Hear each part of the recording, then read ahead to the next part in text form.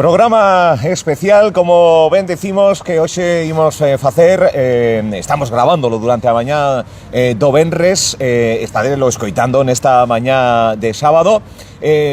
O Vigo pequeno, así o definiu a propia concelleira de festas e tamén o propio alcalde en entrevistas que tivemos hai poucos días nos nosos estudios, e tamén pois de aquela visita xurdiu, ou por que non, facer un programa en directo dende un dos concellos pois que máis están chamando a atención en decoración, en actividades durante todo o ano. Ten moita actividade cultural este concello de Padrón, un concello que está vencellado pois a figuras culturais de primeira orde de relevancia internacional, como pode ser o caso, por exemplo, de Rosalía de Castro. Que mellor que comenzar este programa especial que estamos facendo dende, bueno, onde entra para a Rúa Longa ou a Rúa Real, o carón da Policía Local, o carón dunha coñecida marca de supermercados, bueno, pois cunhas vistas, de momento estamos á sombra, pero coido que conforme vaya entrando a mañá xa tamén podamos disfrutar dun rayolo de sol. Recibimos o presidente da Fundación Rosalía de Castro con sede aquí en Padrón, Anxo Angueira, bueno, filólogo, escritor, estudoso de literatura galega, e sempre que o convidamos sempre se planta aquí, cosa que lle agradezo. Anxo Angueira, moi boas. Hola, moi bo día. Pois hoxe trouxemos a radio ata, bueno, pois un dos puntos importantes de Padrón. Estamos pois no centro de Padrón, por decirlo de alguna forma. Rosalía de Castro, que está, como digo, moi vencellada a este pobo, tamén a capital galega, bueno, yo penso que a Galicia en xeral, non? Sí, especialmente Santiago de Padrón. É verdad, é verdad. Bueno, Anxo, como foi este ano 2024 no que ten que ver coa figura de Rosalía de Castro? Pois, eu creo que en xeral ben. Rosalía é unha figura que ten moi boa, goza de moi boa saúde, a pesar de todos os anos que vai cumprindo, é unha figura viva. Entón, é unha figura que este ano tamén estivo particularmente viva no mundo académico, na celebración do seu aniversario, como a todos os anos, nas actividades, desde logo, da Fundación. Eso é o que pretendemos desde a Casa de Rosalía, manter esa proxección en Galicia e fora de Galicia da figura de Rosalía de Castro. Agora falaremos do papel da Fundación, falaremos de todos os certames, de todas as propostas que Rosalía de Castro, que tamén o comentábamos nunha entrevista telefónica que lle facía a Anxo Angueira, me decía que se convirtiu nun artista de pop art, un artista que está moi viva a día de hoxe, e mira que nos separan anos e anos e anos.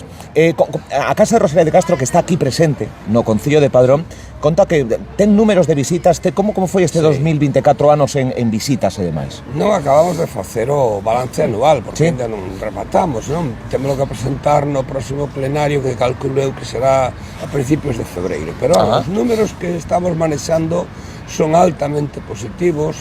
Despois desa quebra que houbo, lóxica, cando foi da pandemia, aqueles anos non tan duros, difíciles, bueno, pois agora estamos recuperando claramente, imos a máis, andamos, eu calculolle que chegaremos este ano aos 22.000 visitantes, que son cifras que xa importantes, non? Estamos recuperando outra vez ese pulso, visitas escolares moi abundantes, visitas tamén de excursións de fora de Galicia, que teñen a figura de Rosalía como unha figura indispensable cando veñen a Galicia, e, polo tanto, estamos aí. É unha casa, un museo para aqueles 4 despistados. Que hai na Casa de Rosalía? Que nos pode... Bueno, a Casa de Rosalía eu creo que é un epicentro cultural. Eu sempre o dixen desde que accedín a casa, a presidencia, non? É un epicentro cultural de toda Galicia, porque é unha casa. Que hai aí na casa? Bueno, o que hai na casa é o resultado dun esforzo colectivo, comunal, colaborativo de toda Galicia, cando lle quixo dar a unha muller que nunca tivo casa, unha casa propia. Rosalía nunca tivo casa de seu, andou co home, cos fillos, daqui para lá, e acabou pasando os últimos anos da súa vida na terra que ela quería, en Padrón.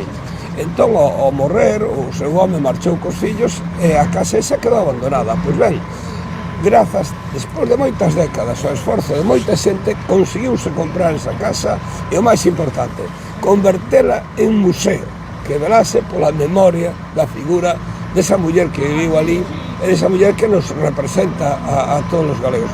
Nós intentamos que a xente que se achegue curiosa marche compracida en canto a información que pode atopar ali de Rosalía de Castro, pero tamén que marche cargada de emocións, o sea, que marche emocionada que conecta ainda máis, non, con Rosalía. Con Rosalía, que ali a tope de algún xeito. Non está Rosalía físicamente, é imposible, non pode estar.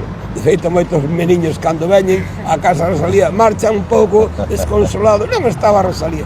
Claro, non está ela, pero queremos que se atope ali un pouco todo o que ela representou, todos os seus grandes perfis de muller pioneira no século XIX, que atope algo con vida realmente, non que non sexa un museo onde algo está enterrado, non, onde se respire a vitalidade que ten a súa é o que intentamos. Que é o que máis lle sorprenden aos visitantes? Non sei se os máis cativos sorprendese dan unhas cousas. Hai un detalle que ninguén, pola experiencia que eu teño, non, que ninguén esquece cando vai a casa de Rosalía, ninguén, que é a cama, o lugar no que morreu, que ademais a chorada Maruxa Villanueva, que coidaba da casa tantos anos, sempre se encargaba de deixar unha flor.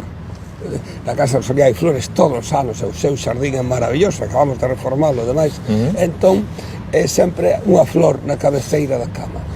E a xente que ven á casa, claro, entraba na casa como un recinto moi importante, pero xa o que era o cuarto no que ela morreu era como unha especie de lugar sagrado, e toda a xente marchaba realmente emocionada, e recórdase, mira que fixemos reformas na casa, sin embargo, ese espazo da cama no cuarto, todo se queda, e todo mundo se acorda del, pois, con emoción. Anxo, podese aplicar a inteligencia artificial de algún xeito para que Rosalía este aínda máis presente? Podes unir a tecnoloxía coa vanguarda, coa tradición? Nós intentamos, na reforma que fixemos incluímos as novas tecnoloxías, os audios, os vídeos, de todo, non? E tamén se pode dicir que sí, que a inteligencia artificial debemos utilizar ao servizo, claro, neste caso da museografía, da museoloxía da Casa de Rosalía, e xa o fixemos. De feito, podemos facer visitas virtuais inmersivas da Casa de Rosalía desde calquera parte do mundo. En esas visitas inmersivas non recuperamos a figura de Rosalía, digamos un avatar de Rosalía, pero si o fixemos de Maruxa Villanueva, ademais é unha cousa pioneira en toda España, de tal maneira que nos visite virtualmente desde Nova York ou desde Moscú ou desde sexa, pode seguir a visita con abundante información, claro, que permiten as tecnoloxías entrar pola fiesta, entrar pola porta, pero acompañado dese avatar de Maruxa Villanueva. Que interesante, aí estamos. Rosalía de Castro, hai algún dato de como pasaba estas festas do Nado? Non, claro, é que hai datos, hai moi poucos datos realmente da biografía, hai zonas escuras. Agora acabamos de aclarar o día que naceu, acabamos de aclarar que a nai nunca abandonou a súa filla, acabas de aclarar agora con papáis, imagínate ti eses outros detalles. O que se pode decir, isto pasou esta semana, houve unha conferencia maravillosa acerca de Rosalía e o ceo, de Rosalía e as estrelas, non? Feita por Martín Paule conmemorando os 5 anos da estrela Rosalía. Entón el dixo unha cousa realmente interesante. Rosalía nun poema pon que naceu cunha estrela rosa, ou ti rosa estrela que din que comigo naciche diela. Bueno, pois Martín Paule da agrupación IO Astronómica IO da Coruña acaba de descubrirnos que ese planeta do 23 de febreiro en que naceu Rosalía do ano 1837, xa sei que non é o Nadal, pero por falar de estrelas e cousas desas, ese planeta era Marte, que xusto o día que naceu Rosalía tiña o máximo brillo en décadas e ademais estaba ao lado de Xúpiter, por lo tanto era especialmente visible. Por falar algo de estrelas, non sei como Rosalía celebraba o Nadal, desde logo dun xeito moi distinto. E que queremos coñecelo todo. Xa se celebraba dun modo distinto cando nós éramos pequenos agora. O sea que, é verdade. Claro. É verdade. Conta con boa fama Rosalía de Castro. O comentaba tamén outras moitas entrevistas que lle fixen, bueno, non moitas, pero algunhas sí, a Anxo Angueira, de que sigue estando de moda, de que se lle sigue cardando un respeto a figura de Rosalía de Castro, que non decrece, que segue estando incluso pois unha moda de pop-up. Vemos camisetas moi modernas, vemos tamén como a Asociación Arfordén escolle moitas veces a Rosalía de Castro para impregnar os murais en todo o país. Sigue estando moi de moda, cousa que nos temos que parabenizarnos todos, sí, non? Eu penso que sí, é que poucas figuras como elas soportan desa Moi maneira poucas, o paso do tempo. Poucas se asocian á modernidade, á contemporaneidade, a esa, bueno, o feito de que se fixese de Rosalía esa imaxe pop art, non? Esa imaxe que de Andy Warhol, unha como se fose pintada por Andy Warhol, non? Pois, bueno, simboliza algo, simboliza que eso, que é unha figura que non está enterrada, unha figura contemporánea, o seu discurso literario, ideolóxico, o discurso do noso tempo, non pasou de moda, non? Rosalía está á beira das mulleres cando piden igualdade, está á beira dos humildes cando queren dignidade, está á beira do noso idioma cando queremos respeto para a nosa cultura, é dicir, polo tanto, esa para min é unha das grandes claves. Ademais ten outra, para min, aínda máis claves que esa, non? Que é que non nos damos aínda... A Rosalía é inesgotable, o sea, estámonos achegando, seguimos achegándonos, pero nunca daremos resolto todo o que é Rosalía de Castro. Esa é unha das claves que continúa sendo atractiva. Hai rúas, hai prazas, hai certames literarios que levan o nome de Rosalía de Castro, que tamén fai que resone o seu nome, e tamén a Fundación, que ten un papel, pois eso, divulgador e demais. En que anda a Fundación a día de hoxe? Bueno, claro, ten un papel divulgador. A nivel académico publicamos unha revista todos os anos, anual. Estamos preparando o número 9 da revista, é unha revista de estudos rosalianos. Estamos agora, claro, despedindo o ano cos actos, non sei se vos podo falar disso. Claro, por suposto. Aparte, tivemos esta conferencia sobre Rosalía e o CEO tan interesante de Martín Pauli, imos ter unha xornada tamén para os máis cativos, na que imos presentar unha antoloxía infantil realizada por Rita Bugallo, que é unha muller, unha profesora da Fundación, que é daqui desta terra de Iria tamén, e con ilustracións de Andrea López. É un libro precioso, realmente precioso, ideal para os nenos. Ímolo traducir ao castelán porque tamén hai moita demanda de visitantes de España que queren achegarse tamén a esta Rosalía máis infantil. E teremos despois ese espectáculo, é o día 26, despois do día de Nadal. Temos un espectáculo infantil, máis ben musical, que se titula Árbore dos Desexos. E despois, xa como colofón de despedida, temos o día 28 a entrega do Premio Baltar, que este ano lle damos a Xurxo Rodríguez por unha investigación extraordinaria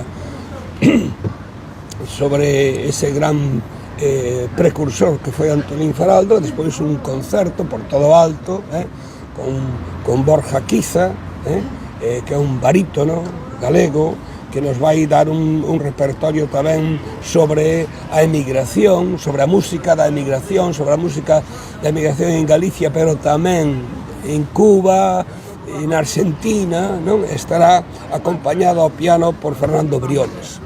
É dicir, bueno, estamos felices de acabar un ano máis con todos estes traballos que fixemos. Principalmente eu teño que agradecerlle a todos os que colaboraron e colaboran ca Casa Rosalía. Isto ten que quedar claro, non? A Casa Rosalía foi o resultado do esforzo colectivo de moita xente cando se fixo como Casa Museo, e continúa a Casa Rosalía recibindo ese apoio de moita xente, de amigos, mecenas, colaboradores, que non só únicamente poñen unha cota anual, sino que ademais botan literalmente unha man cando compre facelo. Este ano temos que agradecerlle tamén ás institucións que nos acompañasen, de todo o que fixemos. Si queres que che signifique algo, pois hai que significar. Bueno, sempre facemos a Encheriña, o Día da Rosalía, etc. Pero este ano fixemos algo que creo que é moi importante, que é arranxar, e preparar, e modernizar o xardín da Casa Rosalía. Eu convido a todos os ointes de Radio Líder a que se acheguen a Casa Rosalía, se coñecen a casa, ben, verana reformada, pero que coñezan tamén o xardín. Fixemos un investimento moi importante porque é un patrimonio tamén fundamental da casa, a horta de Rosalía. Ademais, quixemos adecuala tamén a eses principios botánicos que ten a propia Rosalía na súa obra. É unha que defende ela unha vegetación máis humilde, a vegetación máis natural, non, dos xardíns. Así que convidamos desde a Casa Rosalía a que veñan coñecer a casa e máis a horta. Pois queda dito, ointes de Radio Líder, que pasades ou que viñades a Padrón, visita que temos. Foi aquí, precisamente en Padrón, no Auditorio Municipal de Padrón, onde vostede tomou posesión no mes de abril, finais de abril, como como membro da Real Academia Galega. Sí. Xa leva uns meses como académico, señor Angueira. Sí. Non é para menos tampouco, porque sinte moitísimo Galicia. Moitas grazas. Que significa estar aí? Que significa? Para min foi un día especialmente emotivo. Claro, a Academia é unha referencia histórica da Galicia contemporánea. Así que entrar na Academia e participar dese proxecto é unha honra a máis alta que eu podo ter como escritor, como profesor, como investigador. Pero despois, claro, o feito de facelo arroupado por tanta xente, tantos amigos, xente do mar, xente da aldea, da miña aldea, dos meus veciños, tamén foi, por suposto, a familia, non? Moi emotivo. E facelo en Padrón, que eu, aínda que son de Mansella, unha aldea de Laíño, aquí ao lado, no Concello de Odro, criei-me, estudei, precisamente no lugar no que ligo o meu discurso de ingreso, que é ese auditorio que antes era o Instituto de Padrón.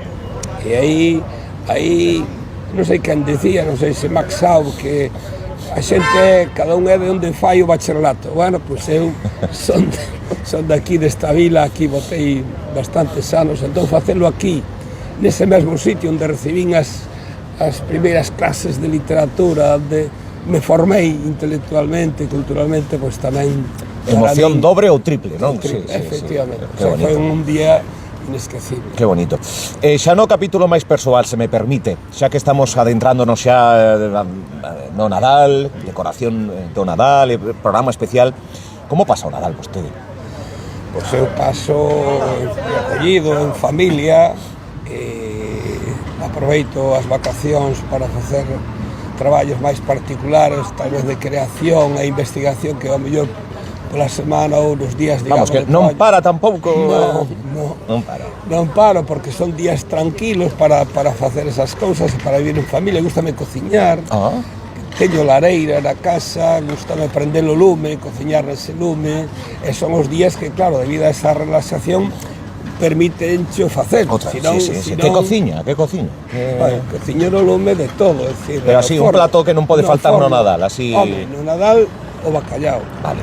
O que pasa é que o bacallao, como últimamente comprei un pote de ferro, pois fago no pote de ferro, con coliflor, aí no pote, no lume, na lareira. E tamén me gusta moito prender o forro de pedra, que tamén teño na cociña. Estes son folclóricos neste caso. Claro, é que isto... Pero mira, é un luxo. A lareira para cociñar. Para mí é un luxo. Cociñar con lume, cociñar con forro. E no forro, pois, normalmente, fago un peixe ou fago cordeiro, non? Que tamén é, para mí, de algún xeito tamén é tradicional, non? O bacallao e o cordeiro. Pero, sobre todo, o que me gusta é xuntar os meus fillos, a miña parella, xuntarnos, os meus amigos, os meus familiares, que moitos veñen tamén. A miña casa, nese sentido, gústame que sexa tamén unha casa aberta onde se recibe a aqueles amigos, amigas, persoas que compartes un mundo afectivo, non? O Nadal é moi axeitado para iso. Toma uvas?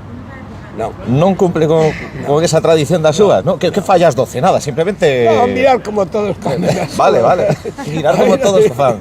No, pero a mí me parece, aparte, ni me gusta, ni me parece nada, parece, hai a veces modas, convencións, que xorden, a mellor tamén desaparecen, veñen outras, o sea, acórdome cando a árbore de Nadal empezou, aquí ten unha tradición que ten ao mellor os meus anos, non ten moito máis, e das uvas tamén, é dicir, pero bueno, hai tradicións que se crean que funcionan. Pois, a partir de cando houve a romería esta dos vikingos en Catoira, pois desde hai pouco tamén, os meus anos aproximadamente, e funciona, pois hai tamén crear tradicións.